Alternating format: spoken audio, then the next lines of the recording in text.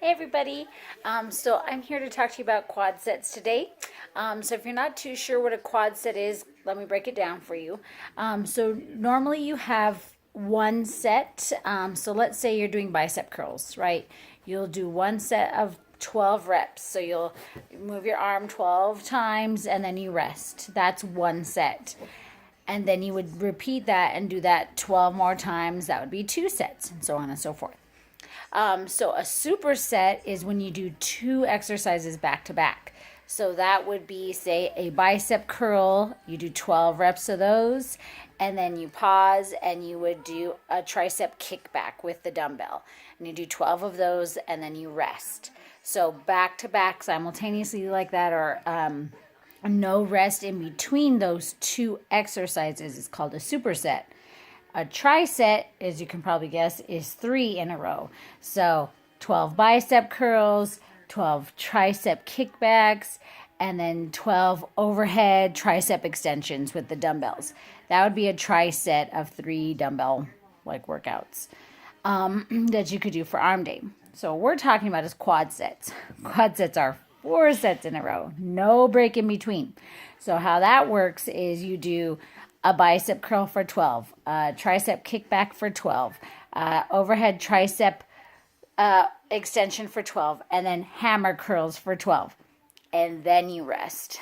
So you can see how these can get very tiresome. It'll definitely wear you out. I actually really like them.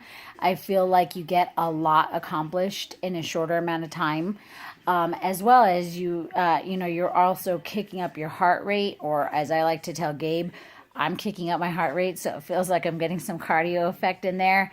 He likes to disagree with me on that. However, my sweat also makes me think that he's wrong in some senses. So we're just going to go with it. Now, of course, you always want to do regular cardio for your actual heart rate afterwards.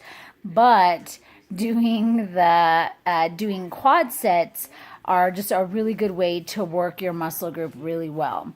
So if you follow the Beast workouts, you'll see that Gabe doesn't usually do 4 rounds of 4 quad sets. That's a little too much. What you can normally expect, or what you should be doing, is like a superset warm up. So 2 exercises in a row and then rest. And then you might do a drop set, which is one exercise. So let's say just bicep curls. But what you do is you start heavy, and then after those 12 reps, you drop it down to a lower weight, and then you do 12 more reps. And then you drop it down to a lower weight and do 12 more reps. And that can usually be anywhere from 2 to 3 drops in weight. So essentially, when you're doing like a drop set, you're doing anywhere from 24 to 48 reps all in a row. You're just dropping the weight after each set of 12, or each weight of 12. Then you could see usually like a quad set happen, or a monster set, which Ray talked about. And so the quad sets are just back to back like that. And then usually you can do like a finisher type of workout, which may be a superset or a tri-set. Or if Gabe's being really evil that day, he may have another quad set in there for you. And those are just, it's a really good way to work your body well and to change things up. So you guys know that, plateaus can happen. The reason plateaus happen is because our body gets used to the same thing. So that's doing the same type of cardio, like steady state. I ran an hour on the treadmill. But if you stay at the same rate, the same incline, you're not changing anything up. That's why we consider HIIT so much better, because you maybe jog for a minute and then you sprint for a minute, and then you jog for a minute and sprint for a minute. That gets your heart rate up and down, which gets those fat stores worked a little bit harder. So the same thing can kind of happen though when you're doing weights. So you guys probably know, or have heard, maybe some people, Monday is International Chest Day.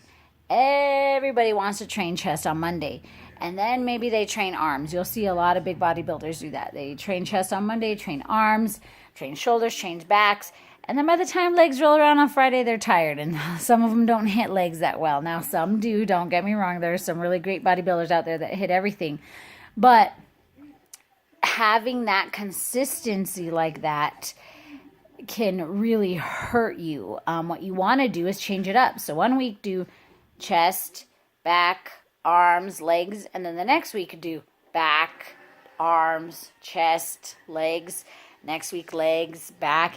You know what I mean? If you're constantly changing things, your body doesn't get into routine and then it doesn't get stuck. Because what happens in a plateau is that your body's happy in that area in that time. And so it gets stuck.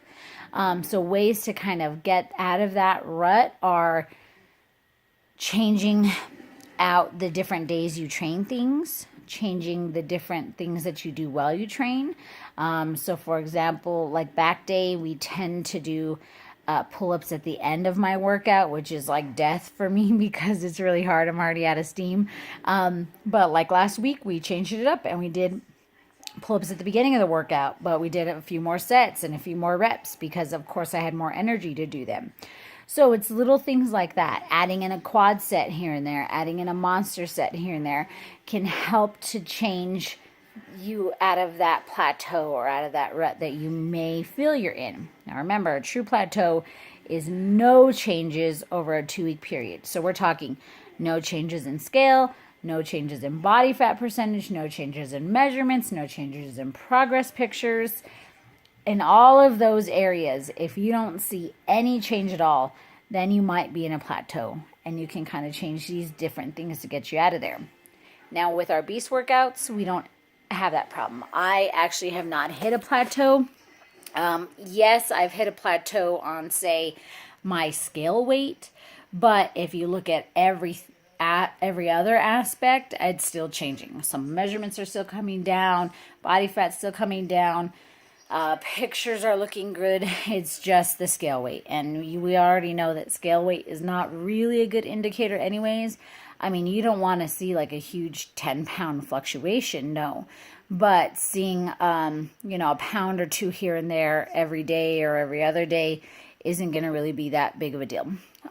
So it's really the measurements that are key and how your clothes fit you and how you look. So progress pictures, definitely take them. So that's what I have to say about quad sets and kind of a lot about everything else.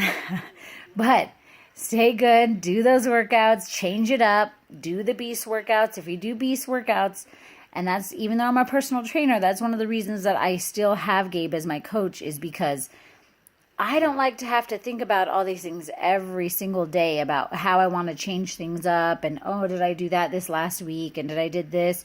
No, it just comes. Gabe just takes care of it. I go and I do it and I see progress, and that's what I want to do.